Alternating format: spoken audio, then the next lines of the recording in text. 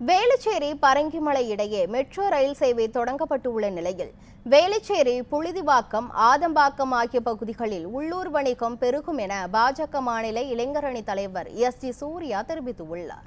இது தொடர்பாக வீடியோ வெளியிட்டுள்ள எஸ்.ஜி. சூர்யா, வேளச்சேரி மக்களின் பல வருட போக்குவரத்து நெரிசல் கஷ்டத்திற்கு ஒரு நிரந்தர தீர்வு கிடைத்துவிட்டது என்று கூறினார்.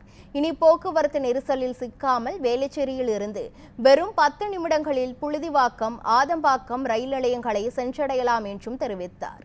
இதனால் போக்குவரத்து நெரிசல் குறைந்து தூய்மையான சுற்றுச்சூழல் உருவாகும் என்று குறிப்பிட்டார். தொடர்ந்து பேசிய அவர், பிரதமர் மோடி தலைமையிலான பாஜக அரசு வந்த பிறகு நிலைமை முற்றிலுமாக மாறிவிட்டதாக தெரிவித்தார். நகர மக்களின் பயண நேரத்தை குறைத்து வாழ்க்கை தரத்தை உயர்த்துவதை மத்திய அரசின் நோக்கம் என்று எஸ்.ஜி. சூர்யா தெரிவித்தார். சென்னை பீச்ல இருந்து வேளச்சேரி, சென்ட் தாமஸ் மவுண்ட், எக்மோர், திரும்பி பீச், இப்படி ஒரு வட்ட பாதை ஒன்று வந்து சென்னையில் உருவாயிருக்கு. இதனால எல்லா இடங்களுக்கும் எளிதாக போகலாம்.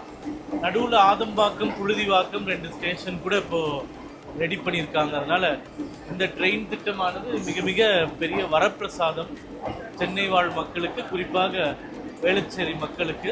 இந்த திட்டத்தினுடைய 67% தொகை, கிட்டத்தட்ட இந்த திட்டம் ஒரு 800 கோடி மதிப்புனா 500 கோடி ரூபாய்க்கு மேலே கொடுத்திருக்கக்கூடியது மத்திய அரசாங்கம், மத்திய மோடி அரசாங்கம். அதனால இந்த திட்டத்திற்கான முழு கிரெடிட் பிஜேபி அரசாங்கத்திற்கும்.